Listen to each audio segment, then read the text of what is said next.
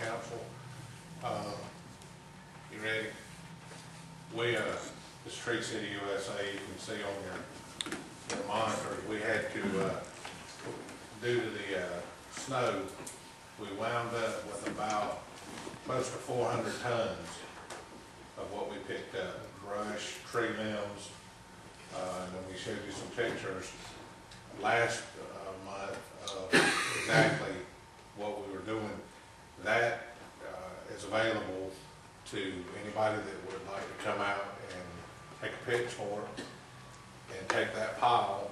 They can carry it home with them. Because that's about 15 minutes worth of work for this particular machine. We'll go to the next one. That's a little better than our chipper. Of course, it costs a little more money than the chipper that we bought. And all of the debris from the storm is now ground up and available for public consumption. We think that we found a way, instead of hauling off Mount Leafmore, that we can use this same machine and turn the leaves into almost a potting soil. And if we do that, they can have mulch and potting soil available Saturdays and Sundays if they come and load it themselves. And that way we're not liable. We can go to the next one. That's the actual machine. That's a pretty big outfit. You can see what he can dump in there at one time, and then it gets rid of it rather quick. They did everything we had in a day and a half. So that's a good look at it right there. A little bigger than our chipper, but we still love ours. You can see this is actually a driveway tie-in where we've had some water issues, and we're tying back out into the street. That's a residual from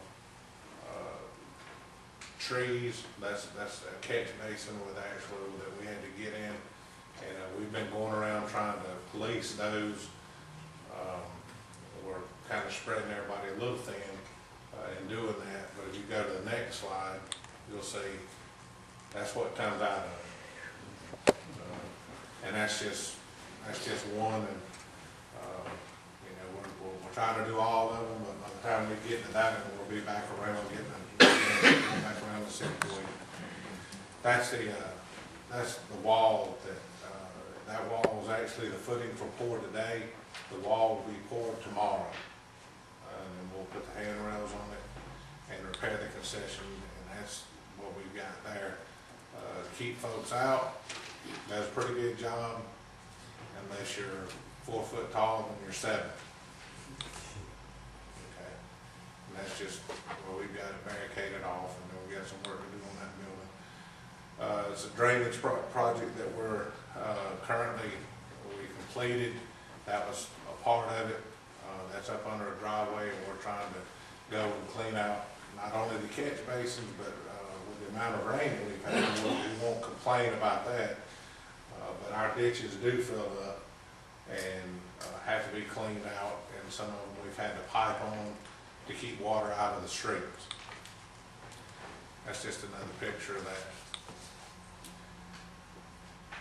Okay, that is actually a very old manhole right there that was damaged, and so we created a new one. That's what we do at Public Works for you. That's the new one. They're a little easier to put them in like that, because they come pre-made, so you can kind of mortar it up instead of building it with bricks. But that's one of the projects, and you see everything is flowing nicely downstream. And there that is actually over at Jenkins Street. There was across from the veterinarian hospital, there was a huge hole there that's caused some problems. That drain actually stops up and backs out onto Murray, and go ahead. And that's what it looks like now. And then you'll see the finished product. That's what it looks like now.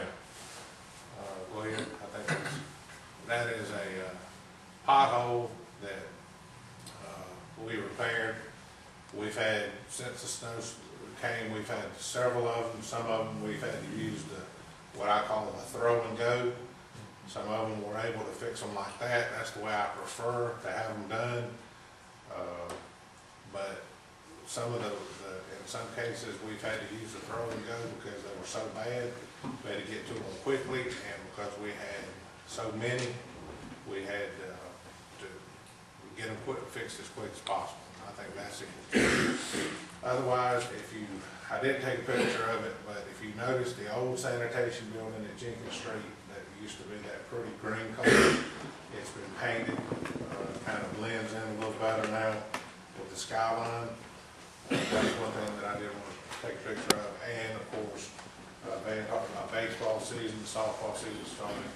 If you go and take a look at the parks look good. Fields are very playable. I was out the other night at the ballpark. It's good to see the grass start to turn green. You get a chance to go to the Miracle League, take a look at the soccer field. We've actually got some grass coming up from where we put the sand out. And then we'll oversee it this summer and probably go back and do a little bit more work on it. Hopefully by the time that Mauldin Fest rolls back around, we won't be out there walking around on asphalt. And budgets look good. We discussed that in committee. And other than that, it's easier for me to show you all pictures of what we do, because me trying to describe it is probably not as effective. I'm a visual learner, and I think that kind of understand what we do. Okay, Greg, I would like to comment your some comments on the shipping. Have you finished that? I know you finished the park around when the sunset. You finished that, and it looks good. And also, I guess you're going to go around. I was over to City Park too. It looks good. Yeah, we put some out at City Park. The good thing about this is it decomposes, we can add to it. So that's good. And another thing is not only does it save some money as far as hauling it off, but that is a natural resource that we're putting right back into the city. Yeah. I want to ask you another question, one more question. On the field, soccer field around there at Sunset, what are you doing around that field?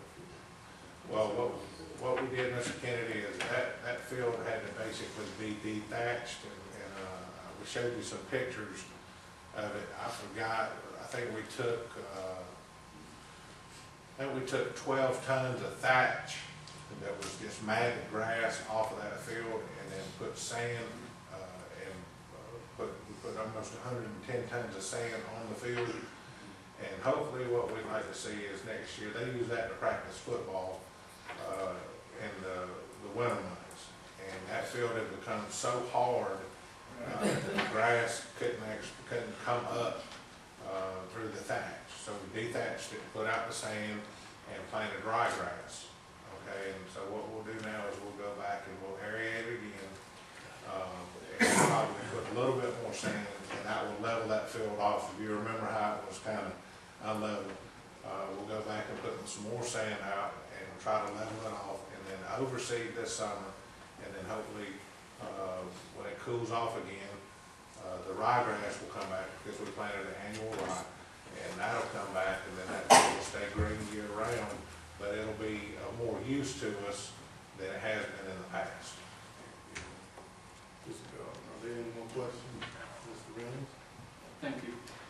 Mr. Fincher, to clarify, the reasoning behind having the gentleman come in and get rid of all that stuff is because George Chipper wouldn't have been able to keep up. How long do you think it would have taken? We'd never catch up. Not with the amount. I mean, we saw the pictures last month of what we had. We would have never caught up, and that was a nominal charge for what we got. We could chip around the clock for the next 6-8 months, and we would have touched it. And I heard a comment while I was at the baseball game on Saturday. It might apply to you more than it does me. One of the coaches, after one of the kids slid, got up and dusted